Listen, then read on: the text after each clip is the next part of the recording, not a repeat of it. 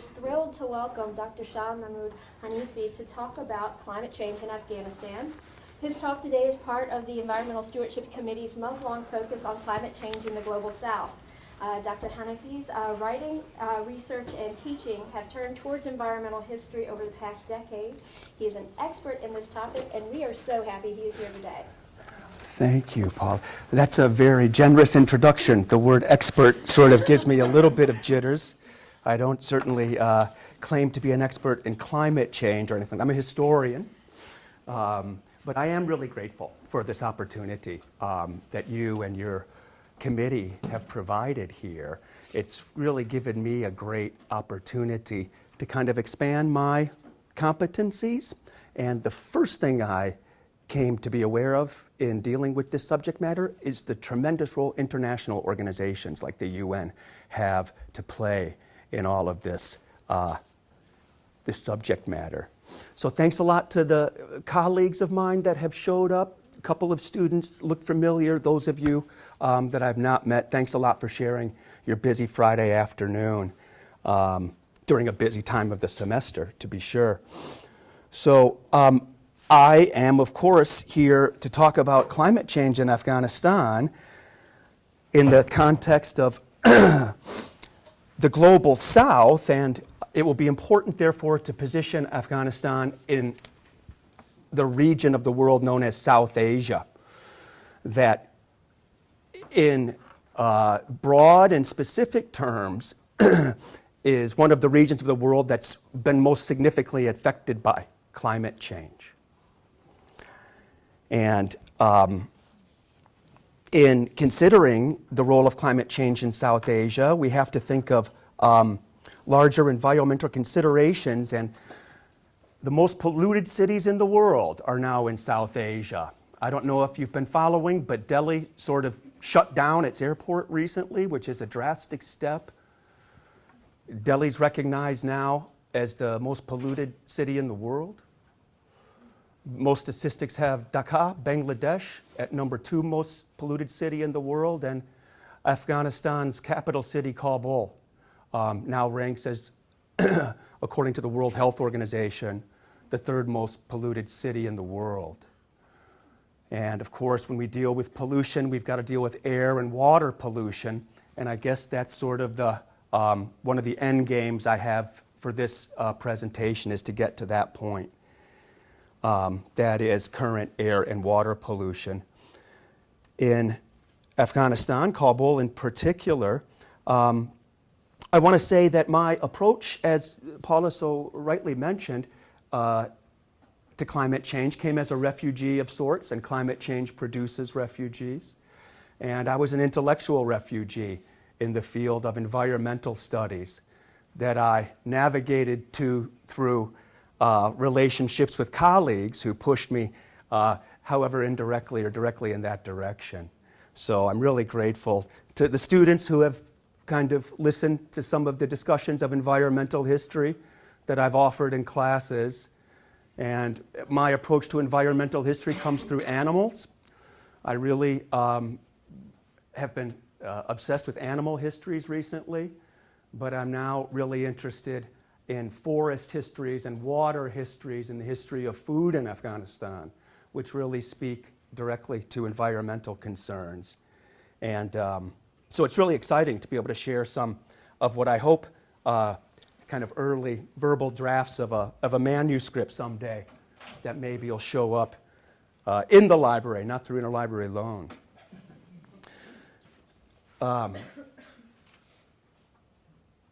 I think the thing to recognize is that environmental history forces us to think beyond the national borders that we so often use to understand countries. And Afghanistan's modern borders that you recognize today took shape really quite recently, in the late 19th century, the 1800s. And what this belies is a deeper history of connections to other parts of the world that I'd like to bring out really as a product of what environmental history forces you to do, think outside the rubrics of national states and their boundaries and their histories, and to look at larger regional and global historical connections. Environmental history forces you to adopt a longer-term historical perspective that helps inform the current challenges that climate change present to us. So, in some ways, if we think beyond that map that we just saw with its national borders, militarized borders, we could look at Afghanistan through a satellite image, where we start to get more of the environmental concerns that drive our discussion, I hope. And that first phenomena on this screen I'd like to draw attention to is the Himalayan Massif and the Hindu Kush mountains that appear here, okay? The Himalayas stretch around up through Tibet, obviously, and our concern is with the Hindu Kush. That is sort of the geographic spine, a defining spine of Afghanistan. Mountains. Mountains we need to address. The history of mountains, the history of commodities and people and resources tied to mountains. All right? Particularly trees and forests is where we got to go. The Indus River, the defining, perhaps, natural feature of South Asia broadly, historically. And what I'd like to propose is that to understand Afghanistan, we can drop that national map for the moment and start thinking about the Himalayas and the Indus River to get at where we need to go. That is, on the road to a discussion of climate change.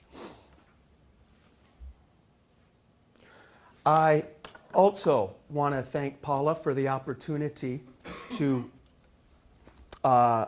present in this series of discussions, a month-long series organized around this book, which I had not known and couldn't be happier to know about for so many different reasons.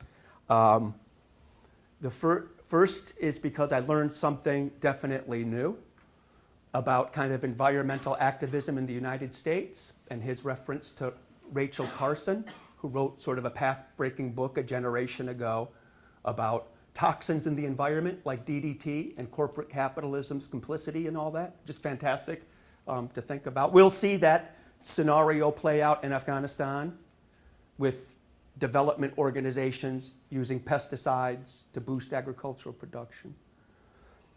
I also like the book because it brought back some old friends of mine in narrative form. Edward Said, whose work on Orientalism forces us to critically reckon with how we represent the things that we're trying to understand.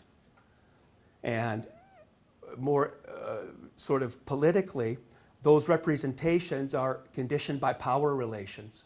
And Said's concern is colonialism and imperialism. But what Nixon is doing is taking Said's concerns and really asking us to think about what he calls, Said, the institutional silence around what are slow, violent episodes. And again, just so very useful to see a familiar friend, Edward Said, used in new ways. Ranajit Guha also organizes this book, a South Asian environmental historian, a leading global South Asian environmental historian who really positions the environment in larger global power relations and draws attention to sort of what he calls so usefully kind of hungry belly environmentalists, that is, those powerless people, the poor, who are the victims of climate change in many ways, versus full belly environmentalists, those of like us who have food on our plates and can sort of agitate and activate our communities around the slow, violent threats of things like environmental pollution. So very directly in chapter 5, Nixon deals with mega dams the sort of displacements that huge hydroelectric dams do and impact those that are really displaced by them. And I'd like to pick up on that when in the body of the talk, damming. Chapter 7 deals directly with the environmental consequence of war through depleted uranium that's traced in the United States military arsenal to the first Gulf War in the early 1990s. And depleted uranium has been incorporated in U.S. munitions increasingly since then. And those depleted uranium weapons have been used extensively in places like Iraq and Afghanistan that have tremendous impact on our subject matter, that is, of the environment. So, and again, we'll pick up on that theme that Nixon lays out for us. Let's talk about the climate. Conceptually first, and how we understand the climate, what the climate is. And there are ways to sort of understand the climate. That is through temperature, through precipitation, through land cover. And what we can start to see is how diverse Afghanistan is. Lots of different colors there representing a lot of different ecological landscapes. And we can see a little better those colors here. Again, really highlighting the climatic diversity, which is ecological diversity. This captures, I think, it best, Afghanistan's climatological variety. I like this slide because it offers kind of everything. We've got national borders, but a satellite view that gives us a sense of these varying ecologies that we need to reckon with. This is a map of kind of vegetation from the 1920s. And even here, we can see Afghanistan having a really diverse, in comparative terms, kind of vegetation environment. In terms of water and the climate and global warming, glaciers, the Himalayan glaciers, are really important to reckon with. And what we see here is Afghanistan sort of in the lower left-hand corner. This corresponds to the Himalayan massif we saw earlier. And again, global warming. These glaciers are disappearing. And it's sort of going to impact us all. It certainly impacts Afghanistan through flooding, exacerbating deforestation. Really a major issue. I like this because it helps us understand the polarities and how complicated they are between the global north and global south. Those that, and maybe this is hungry belly versus full belly environmentalism or something at work here. Looking in at our region, we start to see Afghanistan in the dark compared to surrounding regions. And this would be Afghanistan. Dark. Kabul lit, Bagram Air Base lit, Kandahar Air Base lit, Shindan Air Base lit. Very interesting to see the electrification of the Punjab and Pakistan and India through hydroelectric power. We'll come to understand that. But I'd like us to think about Afghanistan here and its lack of electricity, lack of a power grid, which speaks to a number of issues related to global war and kind of a failed state. More specifically, sort of Afghanistan, literally in the dark. Lots of implications there.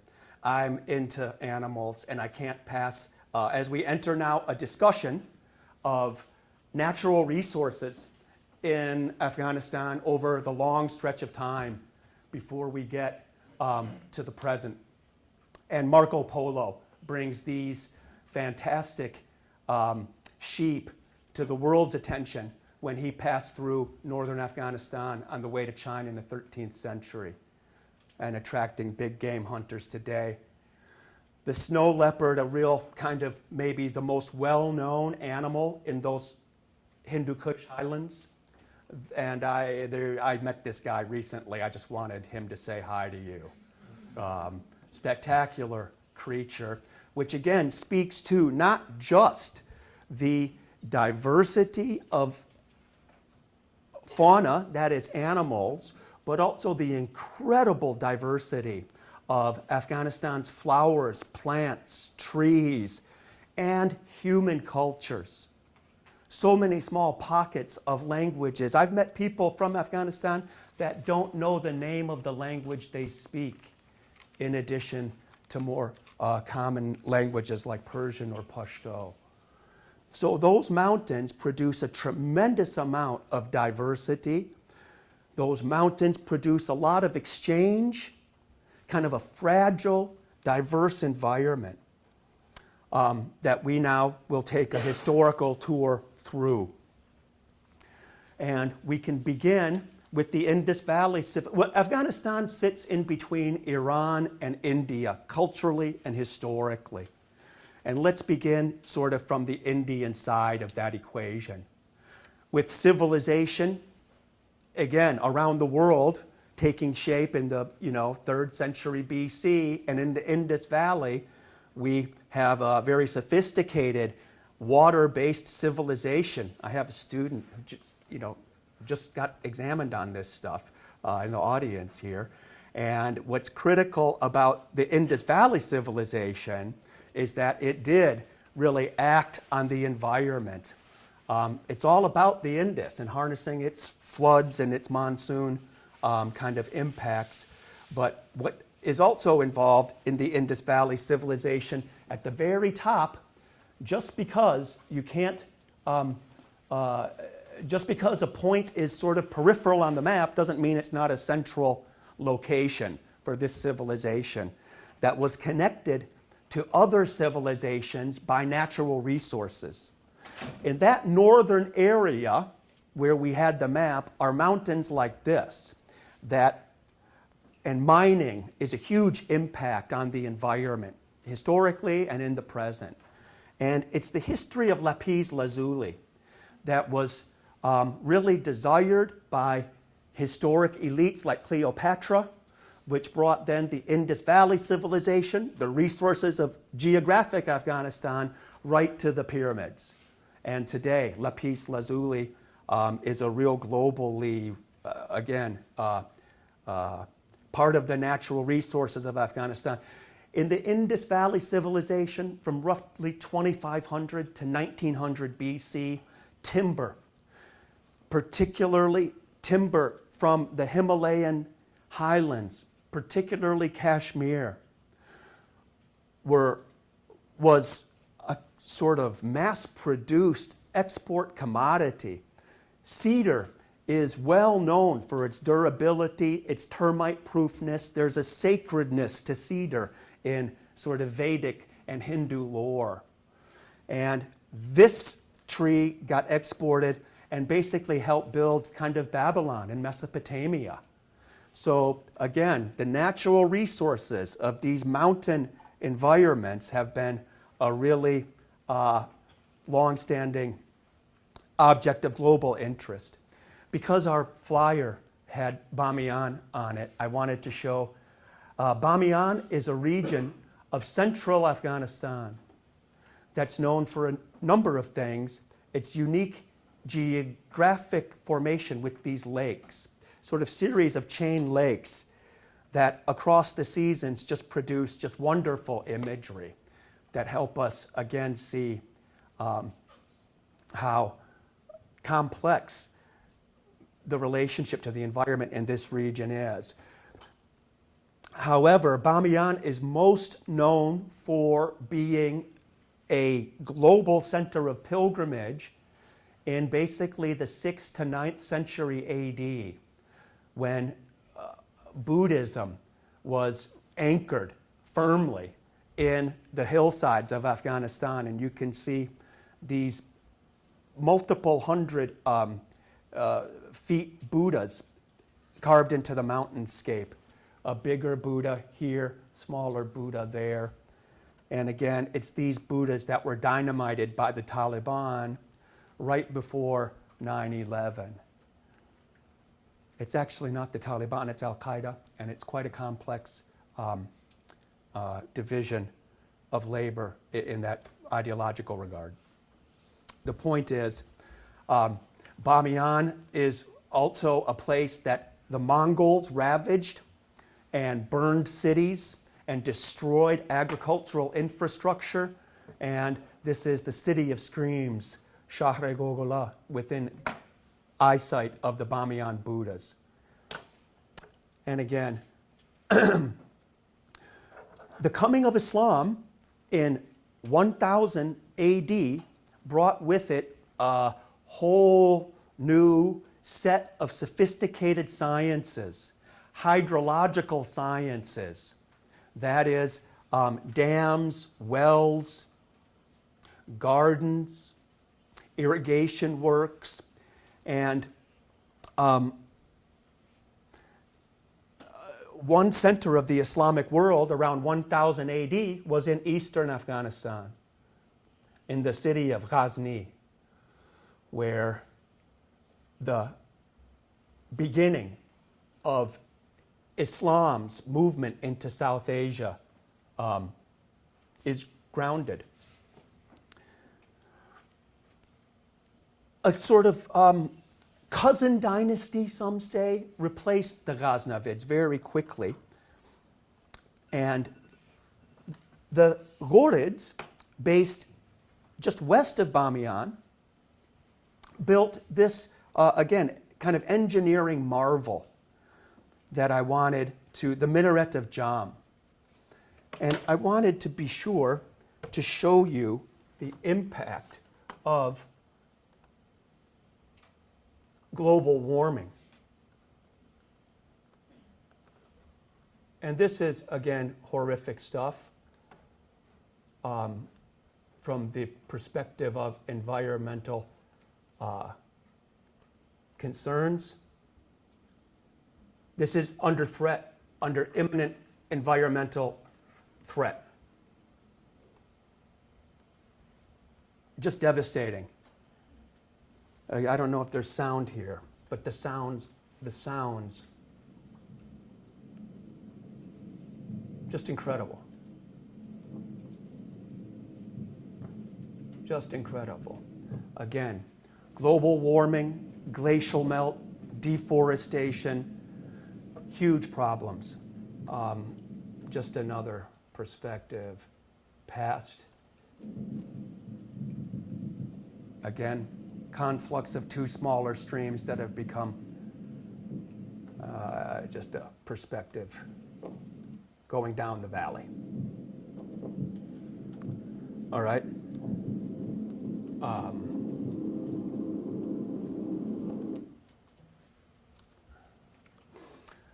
I know that we have some art history students in here, at least an art history professor. So I wanted to do a little bit of justice to architectural history and sort of other kind of artistic history.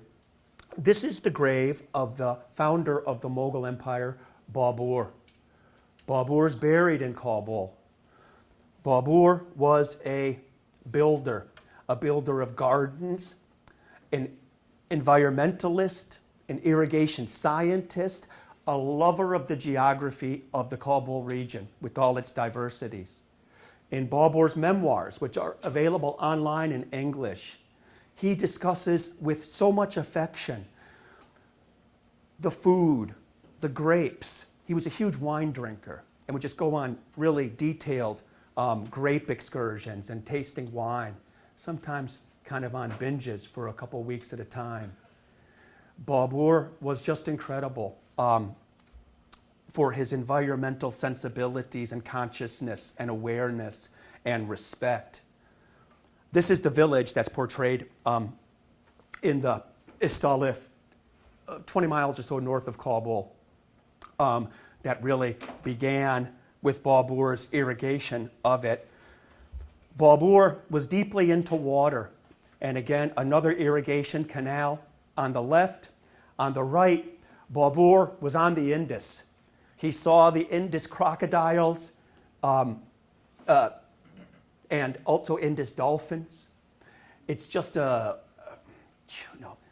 Babur learned how to raft in the Himalayan rivers, and he discusses it. I mean, it's just, he's very, a great source for the history of water in this region. And the history, these are illuminated or illustrated manuscripts of Babur's memoirs that were made clearly after Babur's memoirs were written by his grandson, Akbar the Great. But what these illuminations of Babur's memoirs do is give us a sense of what he's talking about. And he's talking about trees, animals, birds, flowers, rivers, plants, in ways that are just so really accessible and remarkable and just eminently informative from a number of perspectives. I just can't talk about Babur enough. But of course, it ceases, because what the Mughals historically lead to is the British. The Mughals ruled in South Asia, in India, and Afghanistan episodically and partially from about 1500 to, let's just say, 1800 for the sake of convenience, when the British began colonizing South Asia, India. And what lured the British towards Afghanistan was the Indus River. And so the British took extensive efforts and resources devoted to sort of mapping the Indus, understanding its ecological environment, its geography, the societies around the Indus, and of course, beyond the Indus was Afghanistan. What the British focus on the Indus led to the first invasion force of Afghanistan from 1839 to 42 that was decimated and left a lasting imperial bitter taste for the British. 1839 to 42. That army was called the Army of the Indus, speaking to how central the Indus was in geostrategic and kind of economic, local economic considerations. The Army of the Indus is wiped out in the early 19th century. In the late 19th century, the British invade Afghanistan again. And it almost ends up, kind of catastrophically for them again. But they sort of organize themselves to appoint a client local ruler and evacuate the army from the country. That ruler, Abdul Rahman, who ruled from 1880 to 1901, began the pattern of Afghanistan becoming dependent on the outer world for financial and military support. The borders of Afghanistan were drawn during Abdul Rahman's reign. Abdul Rahman was given big sums of money to not conduct foreign relations with anyone else except the British. And the deal was that the British wouldn't formally colonize Afghanistan, but there's a tremendous amount of indirect impact on the state and on the environment. Most specifically, because Abdul Rahman began an industrialization project based on steam power. And what steam power requires prior to electricity is wood. And what we start to see is the beginning now of what is a pandemic problem throughout the country of deforestation, okay, in the late 19th century. In the early 20th century, Americans make their way to Afghanistan One of them is an engineer from California who establishes the first hydroelectric plant 50 miles north of Kabul to sort of harness the power of the Panjshir River to light the palace, not the city. This is for elites. This isn't for Afghan people. It's for the king and his entourage, the electricity. But Jewett takes a lot of pictures and gives us a sense of how local water and local technologies, in this case, I'm sorry for the poor picture, but local mill technology, harnessing water in a very different way. Lowell Thomas is an American journalist who is just absolutely, some say, the father of American journalism. He spans the era between print journalism, radio, and TV. He went to Afghanistan, wrote a lot about it, took a lot of pictures, and what he shows us is the Kabul River here, and essentially clay and brick and wood as the basis of the architecture of Kabul. Okay? And what is happening is Lowell Thomas drove his new car. Car is a new technology in the early 20th century. And this is a period where those materials, that is clay, brick, mud, wood, start to give way to cement, steel, iron, paved roads, not dirt roads, etc. Steel bridges, not wooden bridges. And it's a real critical transition period, the early 20th century, when Afghanistan gains its independence. And what independence, I'm just now showing you some of the postcards that JMU has purchased here in the Special Collections Department. I spoke here recently about these postcards, but they give us a sense of the kind of new technologies, new steel bridges. And you can see cement and kind of iron-based stanchions for bridges to be. We see a lot of photography of the natural environment, rivers, mountains, trees. Really, again, fantastically interesting stuff here at the tip of your fingertips, 5 seconds away. Now, I'd like to sort of leave Afghanistan, that is, as a nation state. Independence is 100 years old in Afghanistan, 1919. Afghanistan is independent from the British Empire. Afghanistan, at that point, begins to open its arms to global powers across the world for all kinds of development and modernization projects that really transform the environment in ways I'm sure you can appreciate with big dams and roads, okay? But I want to take a step back, having sort of reached independent Afghanistan, to start looking at it now with a deeper sort of question about water technologies, and also mountains and forests and wood and trees. So what comes to Afghanistan from the West thousands of years ago is an underground technology that is sort of diagrammed here.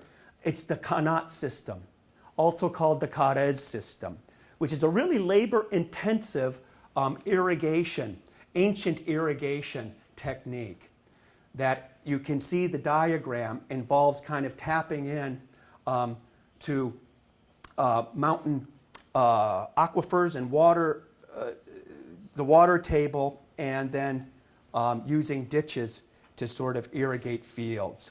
And we can see, again, from the air, the environmental kind of extent and sort of consequences of this ancient Iranian technology.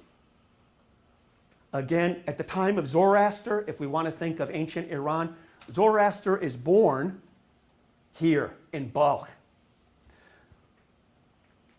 It's not quite clear when. A couple thousand years before the year 0, about 4,000 years ago. fire, settlement, organized religion is taking shape through the control of water.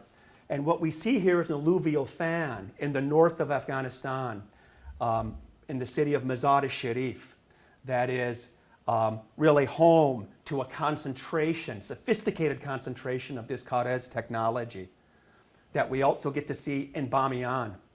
And the lakes of Bamiyan that we saw earlier are here. And we see the sort of alluvial fan of Bamiyan in the central mountains there. Extremely sophisticated, extremely labor intensive, requiring all kinds of coordination and resource mobilization. Just because something's old, don't think it's not sophisticated or hyper civil. You know, in fact, sometimes modern people are the least civil. Not that I want to position myself on any side of that divide. So this Kharez system is still operative today.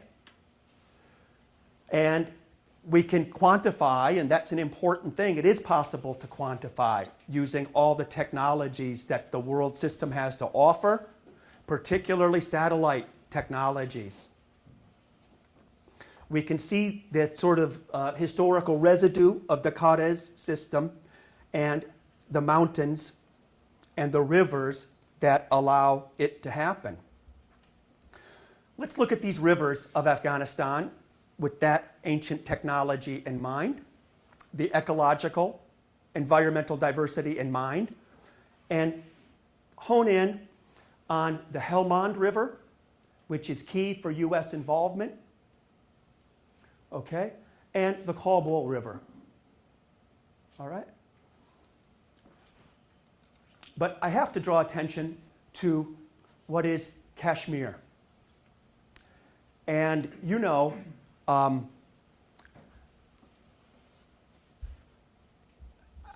don't know what's more urgent, climate change or nuclear war.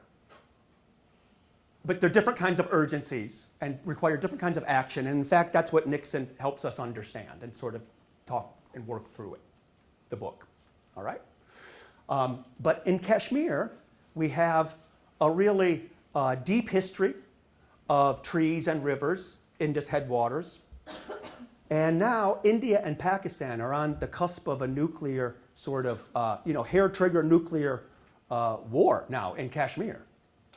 And so in this part of the world, we sort of get the effects of both climate change and nuclear war.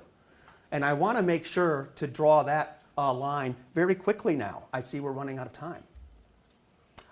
Afghanistan has 5 major river basins. The Kabul River Basin bleeds into the Indus. It's so important to remember that the Indus is the giant artery that dictates so much of Afghanistan's climatological history. The Helmand River goes to Iran and draws attention to a lot of trans-border boundary and water issues, international conflict between Afghanistan and Iran.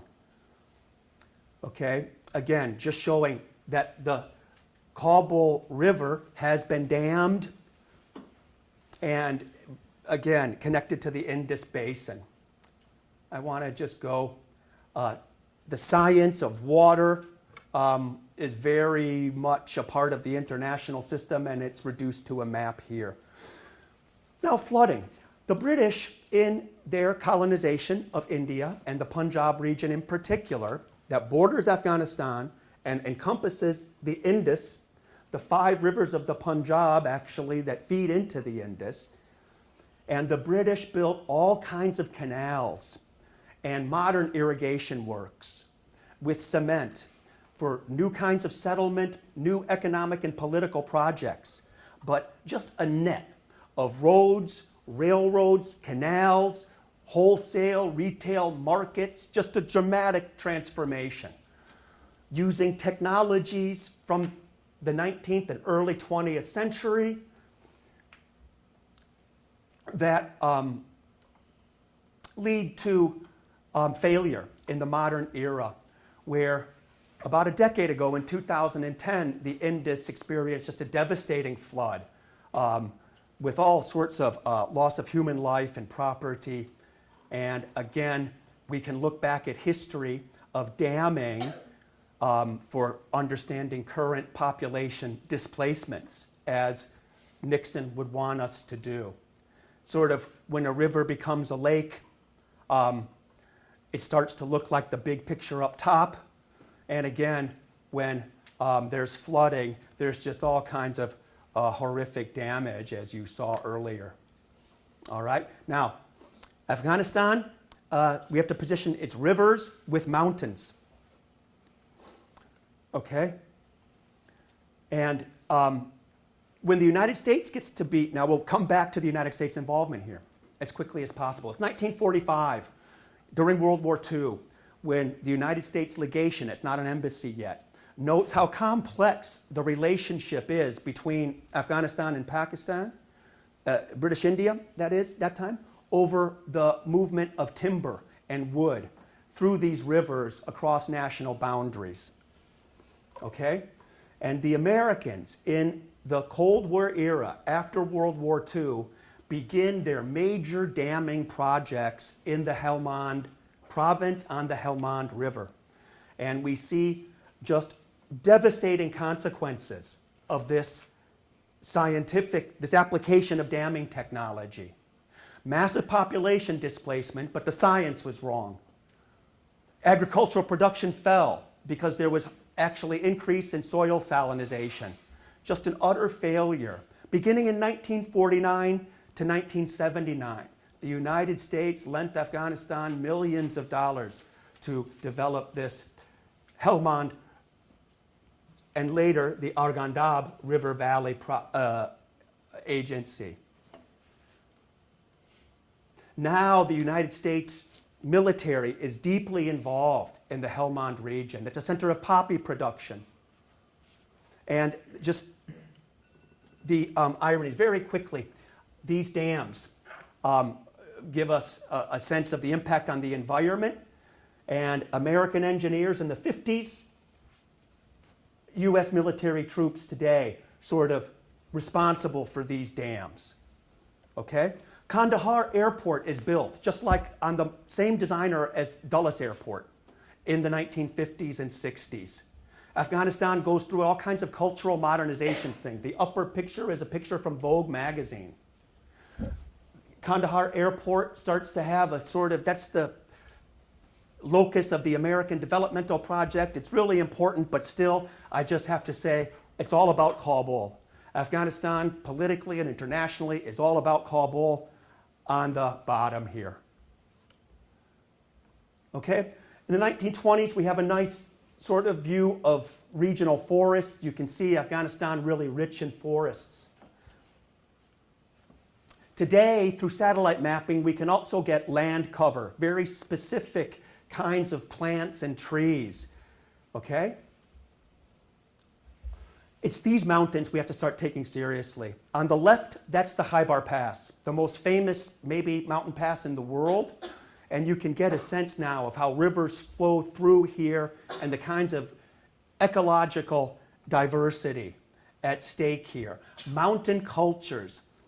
It's so important to appreciate these high alpine mountains for being lived spaces. Today, these high alpine mountains in eastern Afghanistan are a center of U.S., again, mountains and trees. This is a spectacular kind of ancient, just wonderful picture from the Panjshir I wanted to share with you before looking at the environment and the landscape in the alpine regions of Afghanistan. Kunar and Nuristan are the provinces that these images come from.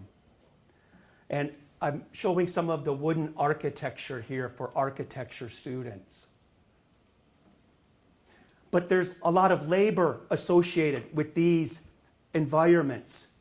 Huge investments of labor to transport huge logs over huge distances.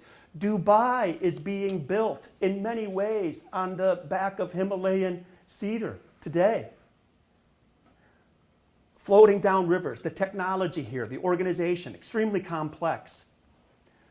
The camel movement of taking these large logs that are in uniform size, that process is also critical to understand. The labor processes involved here.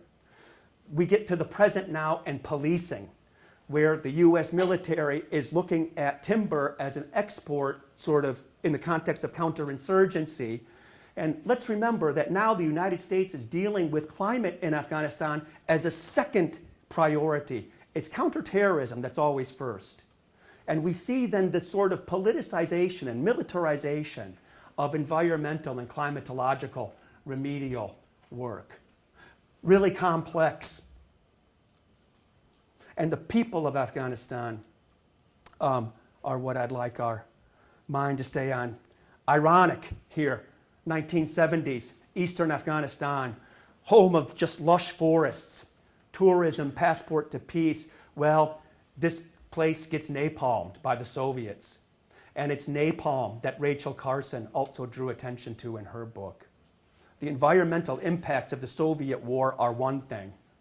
But we need to appreciate trees and the culture.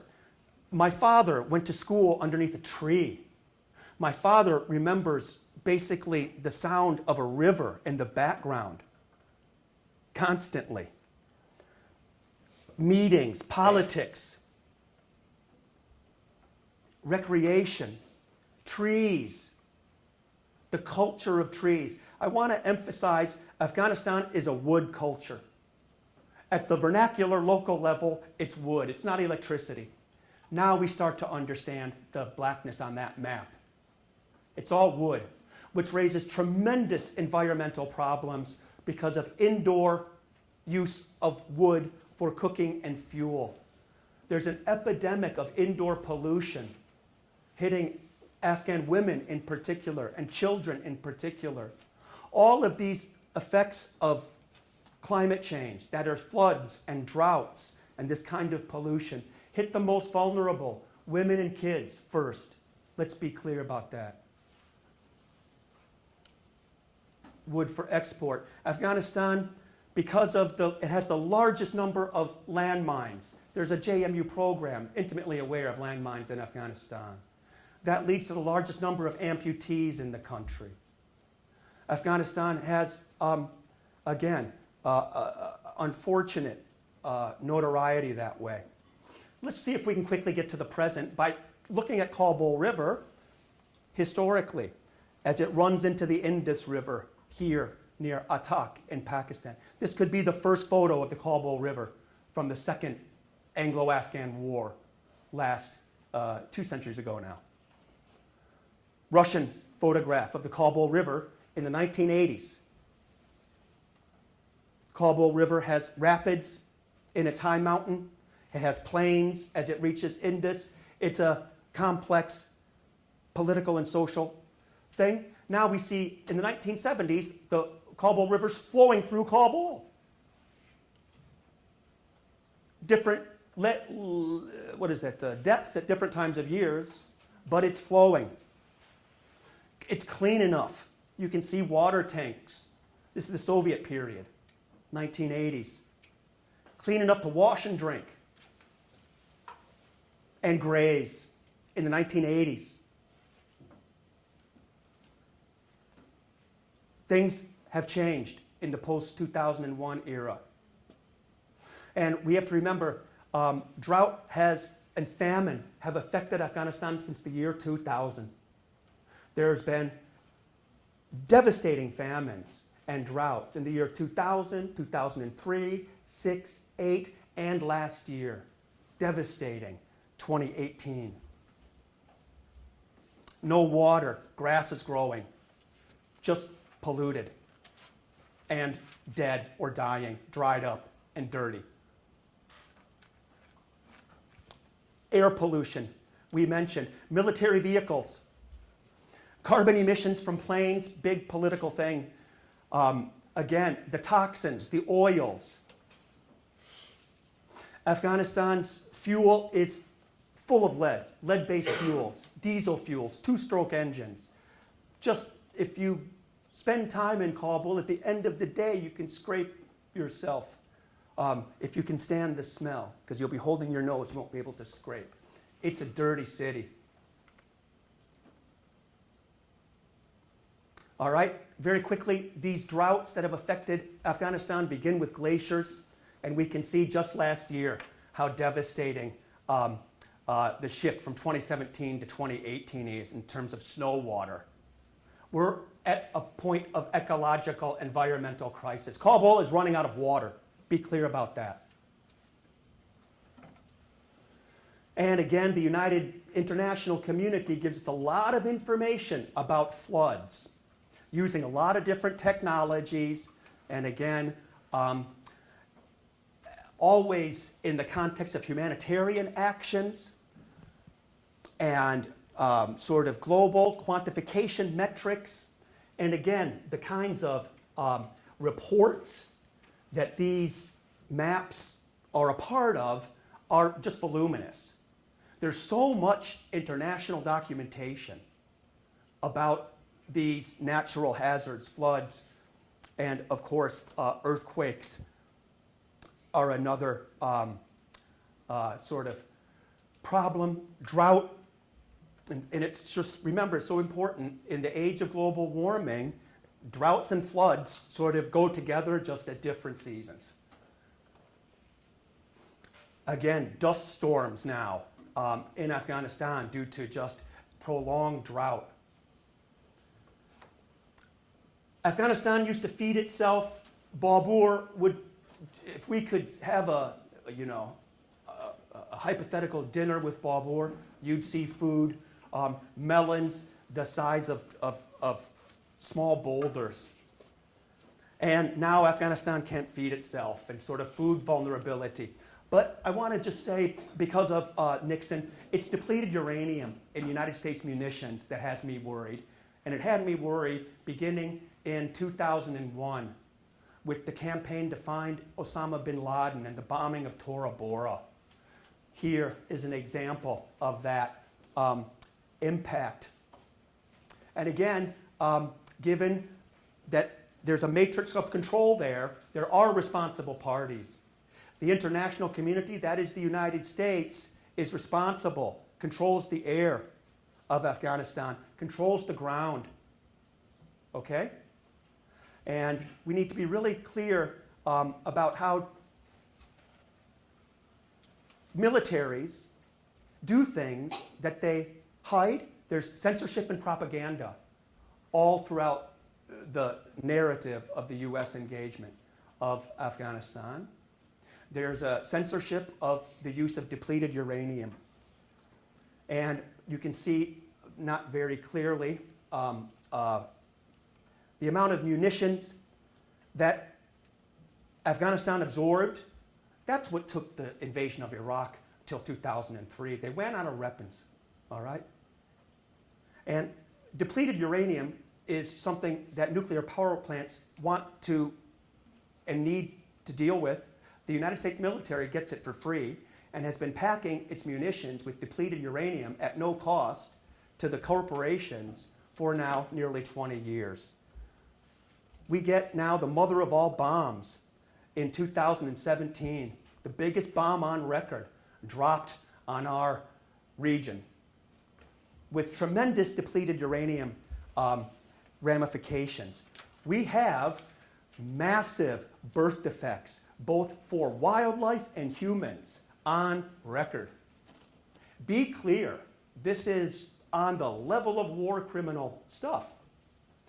Of course, the international court that would deal with the politics, the geopolitics of all this are quite complex. But we have a problem with depleted uranium in the groundwater of Afghanistan that will make that place uninhabitable. So what do? Well, following Nixon, we got to do something. Okay? And so as it so happens, I happen to know the Minister of Atomic Energy in Afghanistan. I met him last year, and I was on the phone with him this Sunday to try to see what I can do from my perspective and position to sort of bring this issue to your attention and to the attention of the communities, the polities, the people that can help alleviate some of the problems. We don't have time to talk about mines and mining. So I'm going to call it off with our old picture of the lapis lazuli mine there. I'm sorry there's only a few minutes left. And I thank you for your attention. I wish you the best in your continual thought about the climate on the one hand, and thought about Afghanistan on the other hand. We have a real climate emergency and an environmental emergency in Afghanistan. And by default, through our tax dollars, we're all sort of implicated. Okay? So thanks, Paula. Thank you.